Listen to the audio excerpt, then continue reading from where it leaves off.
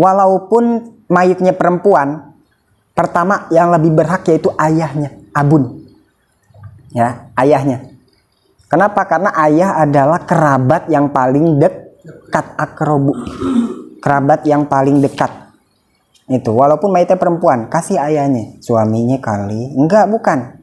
Bukan suaminya yang lebih layak, yang lebih alyaku. Tapi yang pertama siapa dulu? Ayah. Balikin ke ayahnya aja, ke babenya balikin sholat. Kenapa? Karena dalam menyolatkan mayit ya, dalam imam menyolatkan mayit itu yang dibutuhkan itu yang dibutuhkan bukan ahli fikih. Imam yang dicari buat dalam masalah imam sholat jenazah itu yang dicari bukan ahli fikih. Maksudnya bukan berarti di situ ada ulama, ada kiai, ada ustadz ya di situ, di warga situ, bukan berarti dia langsung berhak, bukan. Jadi beda sama sholat fardu biasa. Kalau fardu biasa yang lebih layak siapa dulu? Afkohu, yang lebih fikih dulu. Karena yang dicari kan kesahannya sholat, entar lagi sholat tuh ada pembatalan apa, kan lebih bisa fikih. Nah tapi beda sama sholat mayit, awas nih perhatiin. Ustadz kiai nggak berhak langsung jadi imam, tapi siapa dulu? Abun, ayah. Kenapa? Yang dicari ya, yang dibutuhkan dalam sholat jenazah adalah doa. Ini kita sholat mayit mau ngedoain mayit. Nah sedangkan doa yang lebih cepat diijabah adalah doa orang yang terdekat. Doaul qarib aqrabu ilal ijabah. Kenapa? Li ta'allumihi wan kisalu qalbihi. Kenapa? Karena doa orang yang terdekat itu dia hatinya tuh kenapa lebih diijabah? Karena hatinya lagi hancur. Hati orang yang terdekat yang ditinggalkan mayit, ditinggalin ayahnya, ditinggalin anaknya, itu hatinya lagi hancur. Nah ketika hatinya hancur, itu doa paling ijabah.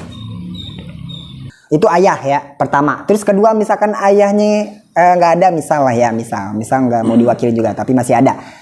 Ayahnya nggak ada, siapanya mayit? Kakeknya. Kedua kakek. Pertama ya. Terus kedua kakeknya si mayit. Kakeknya nggak ada, anak mayit baru. Pertama ayah. Soalnya ini kita nyari yang terdekat nih. Anak mayit nggak ada atau nggak bisa nih, masih kecil. Cucu mayit. Ada tingkatannya nih, tahap-tahapan nih, nggak bisa ngasih ke orang langsung, nggak bisa. Terus anak cucunya nggak bisa juga, ya saudara-saudara si mayit, kakaknya babeh kita, adanya babeh kita. Iya, encing-encang. Nah, udah sesuai runtutan ahli waris itu ya, sesuai urutan ahli waris. Kalau nggak ada atau nggak bisa juga, baru siapa terakhir? Baru suami. Gitu. Ini lagi sholat jenazah. Ada yang lebih tua, ada yang lebih fikih. Muda tapi fikih. Sama ya orangnya sama Abe. Nah ini yang dipilih mana? Yang tua. Kita cari yang cepat diijabah. Sedangkan yang lebih berumur, asanu, yang lebih berumur itu lebih diijabah, Mas. Walaupun nih yang lebih muda jago fikih ya. Tetap yang lebih berhak nih yang lebih tua, abangnya. Walaupun abangnya nggak ngaji, tapi tahu cara, tapi bisa. Tetap ini yang lebih dahuluin. Gitu. Ya Rabbana i'tarafna bi'annana jatarafna wa anana sharafna ala rada ashrafna fadun alayna nawbana. Bismillahirrahmanirrahim. Alhamdulillahirabbil alamin arrahmanirrahim maliki iyyaka na'budu wa iyyaka nasta'in ihdinas siratal mustaqim siratal ladzina an'amta 'alaihim ghairil maghdubi 'alaihim waladdallin amin. Bismillahirrahmanirrahim. Wa aqallu sholati alaihi ayyanuya. Wa aqallu sholati, dan adapun minimal menyolatkan alaihi atas mayit, Wa aqallu sholati, dan adapun paling sedikit menyolatkan alai atas mayit, ayyanuya fi Allah sholati. Ayyanuya itu yang pertama niat, fi Allah sholati mengerjakan sholat, alaihi atas mayit.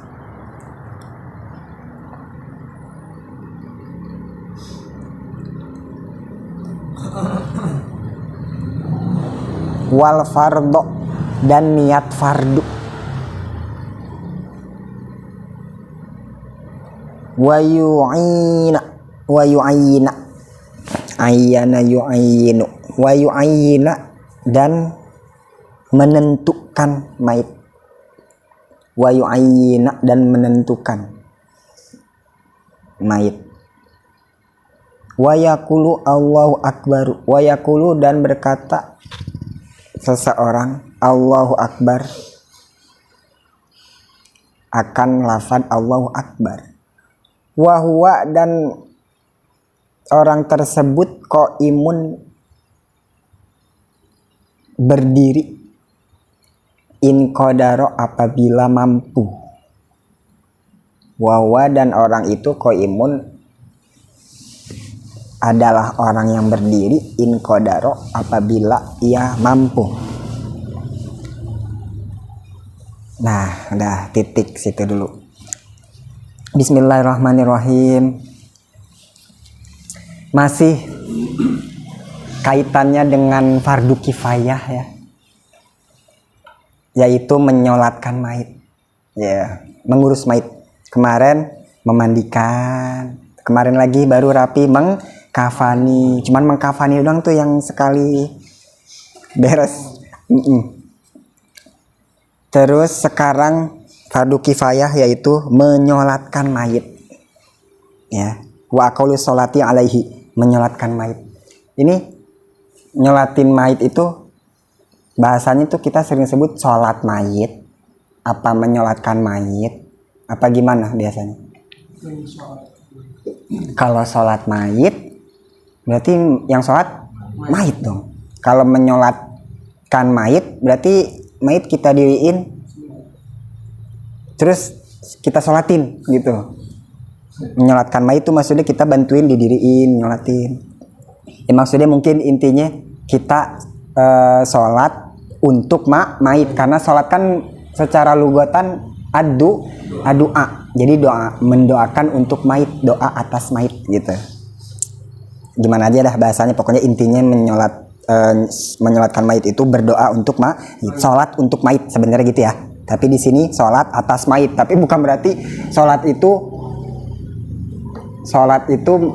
menyembah mayit ya. Wah, kan sholat kan kita sholat kan kita menyembah Allah. Bukan ini sholat ke mayit ya. Sholat atas mayit, sholat untuk mayit gitu. Fardu kifayah wa aqallu sholati, dan adapun minimal menyolatkan mayit, menyolatkan alaihi atas mayit, ayyanuya itu yang pertama niat. Jadi hukumnya apa? Kalau nyolatin mayit berarti wajib walau fasikon ya, walaupun orang itu fasik. Maksudnya kita lihat dia jarang sholat, bikin rusuh, huru hara, jarang sholat, tapi dia di KTP-nya masih Islam gitu. Selama dia masih Islam, itu orang masih wajib disolatin. Awas, kita jangan alergi, jangan jijik. Tuh orang hidupnya juga kagak pernah sholat. Terus di masyarakat di sini juga bikin rusuh gitu, bikin onar. Tetap wajib disolatin. Tetap kita jangan jijik, jangan alergi. Tetap wajib kita sholatin. Tetap wajib disolatin. Ya walaupun ya orang kayak gitu, orang fasik gitu ya. Walaupun sebagian keterangan ngejelasin sebaiknya untuk ulama yang kiai-kiai gede sebaiknya jangan ikut nyolatin. Ada keterangan gitu sebagian.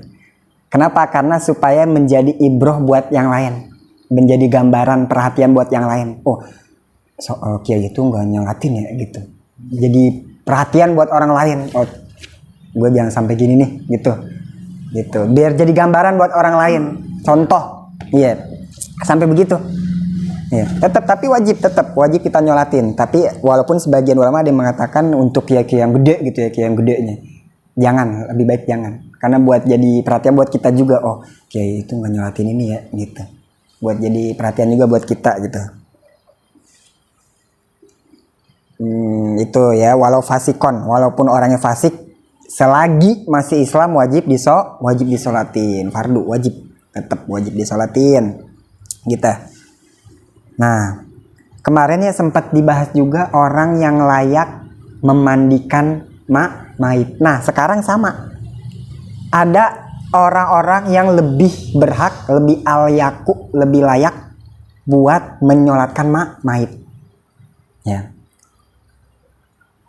Walaupun mayitnya perempuan, pertama yang lebih berhak yaitu ayahnya, abun. Ya, ayahnya. Kenapa? Karena ayah adalah kerabat yang paling dekat, akrobu. Kerabat yang paling dekat. Itu, walaupun mayitnya perempuan, kasih ayahnya. Suaminya kali. Enggak, bukan. Bukan suaminya yang lebih layak, yang lebih al-yaku. Tapi yang pertama siapa dulu? Ayah. Balikin ke ayahnya aja, ke babenya balikin sholat. Kenapa? Karena ayah kerabat paling dekat. Gitu ya, paling dekat. Kenapa? Karena karena dalam menyolatkan mayit ya, imam menyolatkan mayit itu yang dibutuhkan itu yang dibutuhkan bukan ahli fikih. Imam yang dicari buat dalam masalah imam sholat jenazah itu yang dicari bukan ahli fikih. Maksudnya bukan berarti di situ ada ulama, ada kiai, ada ustadz ya di situ, di warga situ, bukan berarti dia langsung berhak, bukan. Jadi beda sama sholat fardu biasa. Kalau fardu biasa yang lebih layak siapa dulu? Afqohu, yang lebih fikih dulu. Karena yang dicari kan kesahannya sholat, entar lagi sholat tuh ada pembatalan apa, kan lebih bisa fikih. Nah tapi beda sama sholat mayit, awas nih perhatiin. Ustadz kiai nggak berhak langsung jadi imam, tapi siapa dulu? Abun, ayah. Kenapa? Karena yang dicari, yang dibutuhkan dalam sholat jenazah bukan yang ahli fikih. Ya, ingat, bukan yang ahli fikih. Tapi apa? Tapi yang dicari ya, yang dibutuhkan dalam sholat jenazah adalah doa. Ini kita sholat mayit mau ngedoain mayit. Nah, sedangkan doa yang lebih cepat diijabah adalah doa orang yang terdekat. Doaul qorib akrobu ilal ijabah. Doaul qorib akrobu ilal ijabah. Kenapa? Li ta'allumihi wan kisalu qalbihi. Kenapa? Karena doa orang yang terdekat itu dia hatinya tuh karena apa? Lebih diijabah karena hatinya lagi hancur. Hati orang yang terdekat yang ditinggalkan mayit, ditinggalin ayahnya, ditinggalin anaknya, itu hatinya lagi hancur. Nah, ketika hatinya hancur, itu doa paling ijabah. Nah, makanya dicari orang yang paling dekat. Pastikan orang paling dekat, paling sedih, hatinya paling hancur. Udah nggak kerasa air mata keluar, ditinggalin ayah, ditinggalin anak. Orang yang paling dekat.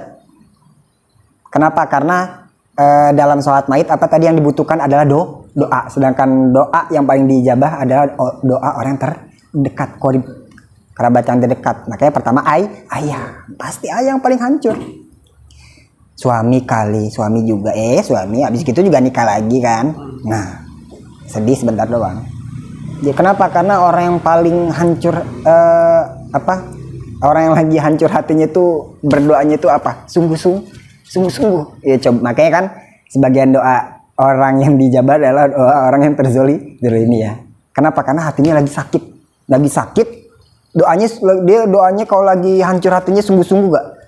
Mau doain tuh orang mudah-mudahan inilah, mudah-mudahan itu, hati-hati diijabah. Karena doanya lagi hancur, hatinya lagi hancur. Dia doanya sungguh-sungguh. Doaul qarib akrobul ilal ijabah. Kenapa? Lita'alumihi wan kisar, pecah, hancur, wan kisari kol bihi. Doa orang yang terdekat itu lebih cepat diijabah. Kenapa? Lita'alumihi wan kisari kol bihi. Karena hatinya sedang hancur. Nah, hatinya sedang hancur, di dalam hatinya tuh punya doa yang sungguh-sungguh, doanya sungguh-sungguh, lagi sakit gitu mah. Cepat diijabah kalau doanya. Orangnya lagi seneng, kita kasih dia ini, dia seneng doain kita, wah itu cepat diijabah. Orang lagi seneng, orang lagi hancur banget, gitu, diijabah cepet. Maka yang pertama yang lebih berhak siapa? Ayah, gitu. Misalkan nggak mampu nih. Nggak mampu ayahnya, nggak ada, atau ya udah baru wakilin, wajib ngewakilin ke orang, dan orangnya juga yang diwakilin harus yang mampu, yang berilmu, supaya apa? Sholat maitnya berbobot, doanya, kalimatnya berbobot, cakep. Nah iya, baru ustadz itu di situ, baru kerjanya di situ, baru pas diwakilin. Nggak berhak ustadz, oh ini siapa saya ada, nggak bisa, nggak berhak, nggak ada hak. Pertama ayah, kalau nggak mampu baru diwakilin, wajib ngewakilin, itu juga wajib diwakilin ke orang yang mampu, yang berilmu, gitu, yang timu bahasa Sundanya tuh, jago, yang berilmu. Kenapa? Supaya berbobot doanya, sholawatnya, gitu. Udah, kalau udah diwakilin baru boleh. Ini nggak ada hak. Itu ayah ya, pertama. Terus kedua, misalkan ayahnya nggak ada, misal nggak mau diwakili juga, tapi masih ada. Ayahnya nggak ada, siapanya mayit? Kakeknya. Kedua kakek. Pertama ayah. Terus kedua kakeknya si mayit. Kakeknya nggak ada, anak mayit baru. Pertama ayah. Soalnya ini kita nyari yang terdekat nih. Kedua ayah nggak mampu atau nggak ada, kakek nggak ada, anak mayit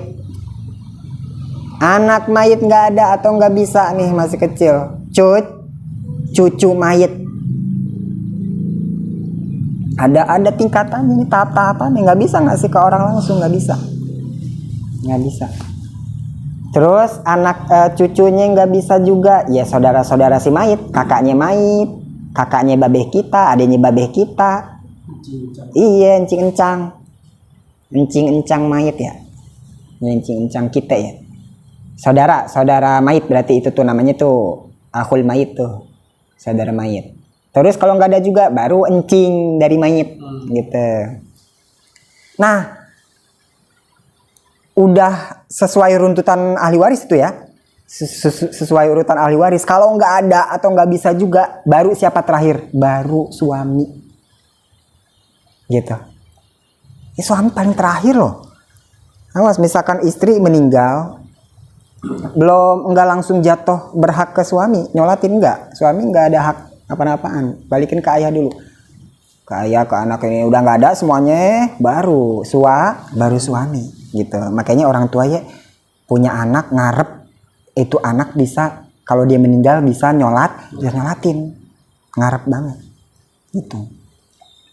Ya, tujuannya itu bisa ngedoain anaknya, bapaknya.